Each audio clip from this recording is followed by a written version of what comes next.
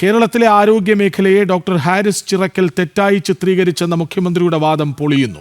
ശസ്ത്രക്രിയാ ഉപകരണങ്ങൾ വാങ്ങിയതിലുണ്ടായിരുന്നത് വൻ കുടിശ്ശിക.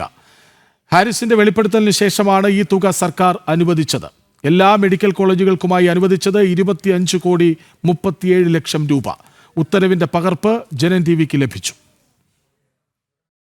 തിരുവനന്തപുരം മെഡിക്കൽ കോളേജിൽ ആവശ്യമായ ഉപകരണങ്ങൾ വാങ്ങാത്തത് കാരണം ശസ്ത്രക്രിയകൾ മുടങ്ങിയെന്ന യൂറോളജി വിഭാഗം മേധാവി ഡോക്ടർ ഹാരിസ് ചിറക്കലിന്റെ തുറന്നുപറച്ചിൽ വൻ വിവാദങ്ങൾക്കാണ് വഴിവെച്ചത്.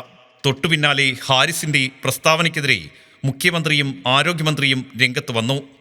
രാജ്യത്തിന് തന്നെ മാതൃകയായ കേരളത്തിന്റെ ആരോഗ്യമേഖലയെ മോശമായി ചിത്രീകരിക്കുന്നുവെന്നായിരുന്നു മുഖ്യമന്ത്രിയുടെ വിമർശനം.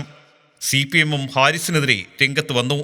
എന്നാൽ ഹാരിസ് പറഞ്ഞതാണ് ശരിയെന്ന് തെളിയിക്കുന്നതാണ് ഈ രേഖകൾ.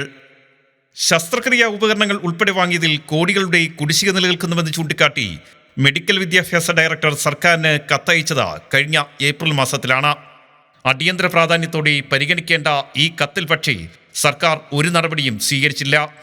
കഴിഞ്ഞ 28-നാണ് ഉപകരണങ്ങളുടെ ക്ഷാമം ചൂണ്ടിക്കാട്ടി ഹാരിസ് രംഗത്ത് വരുന്നത്. അങ്ങനെ പ്രതിസന്ധിയില്ലെന്ന് മുഖ്യമന്ത്രി ഉൾപ്പെടെ പറഞ്ഞെങ്കിലും ഹാരിസിന്റെ വെളിപ്പെടുത്തലിന് പിന്നാലെ കുടിശ്ശിക തീർക്കാൻ സർക്കാർ പണം അനുവദിച്ചു. 25,37,00,000 രൂപയാണ് അനുവദിച്ചത്. ഇതിൽ 3 കോടി രൂപയ്ക്കെടുത്ത തിരുവനന്തപുരം മെഡിക്കൽ കോളേജിനാണ്. മുഖ്യമന്ത്രിയുടെയും ആരോഗ്യമന്ത്രിയുടെയും വാദങ്ങൾ പൂർണ്ണമായും തള്ളുന്നതും ഹാരിസിന്റെ വാദങ്ങൾ ശരിവെക്കുന്നതുമാണ് ഈ രേഖകൾ. ആർ രാജീവ്, ജനം, തിരുവനന്തപുരം.